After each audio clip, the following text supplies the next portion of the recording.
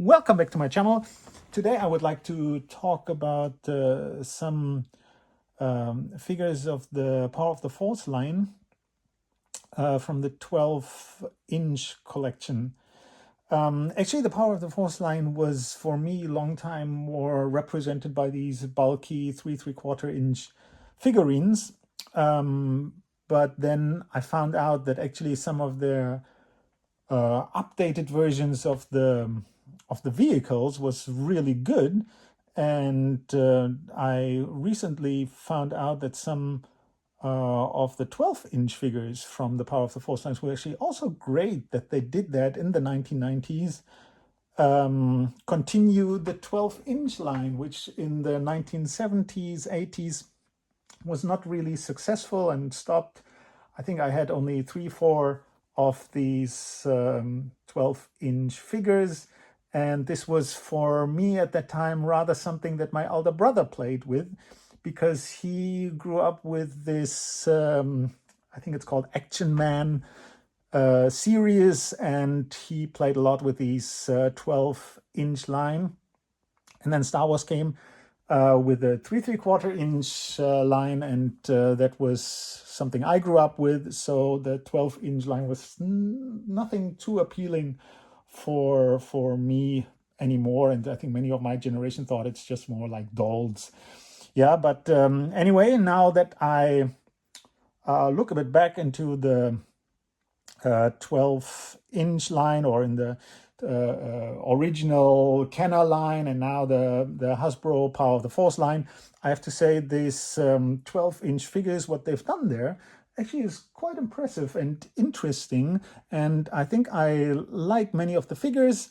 And I think I'm not collecting them, but what I found super interesting is that they produce these super large figures, like not only the figure itself, but these creatures like the Dewback.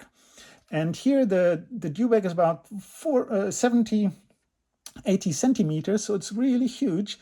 And it's just massive. It's a fantastic, funny thing. It's also not, it's partly hollow, I think, but you can still move here the legs a bit if you want, and even the head can be moved of the Dewback. Not too much movement here, but the figure itself, the Stormtrooper or the Sand Trooper, is quite detailed. Looks really cool with this backpack here, and this, I don't know how you call that, this stuff that directs the Dewback, and here with the string and so on. It's really like, even though it looks so huge, it looks almost like a statue, and I kind of enjoy it. Yeah, even though I think I told them a few times I'm more into the small stuff currently, which is the sceneries or play sets, and this one is the opposite of that. Actually, it's just one figure, but it's so gigantic that I kind of like it. Yeah, and they haven't done many of these, I think. Like I think there's the Dewback, there is the Tauntauns, and I think the biggest vehicle they've done is the speeder bike. But this one here is really, I think it looks good and great, and it's very close to the original movie. Looks a bit dinosaur, lizard-like, different from the Dewback of the original Kenner series, and also different from the Dewback of the Power of the Force line for the 3¾ inch series. Yeah, so it's really nice and interesting, and it's all movable, and I kind of enjoy this huge 12-inch Power of the Force line. Yeah, what do you think about this? It's nothing I think I could play with. It's just heavy, but for decoration or just putting it there, it's almost too big. But I just wanted to share that. They're not too cheap, but they're also not too expensive, I think, for compared to many of the other old stuff that you can get. And it's massive. Yeah, it's a huge thing. So for that, I think the price performance is quite good, but it's nothing I think you can play with, but it looks like a sideshow. Yeah. So what do you think about this? I enjoy it. I think it's very detailed and nicely done.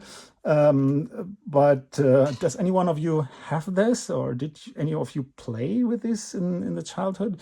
I think it's wouldn't be my type of toy, honestly, but as I said, for decoration, it's cool. Please leave a comment and like my video. Thank you so much.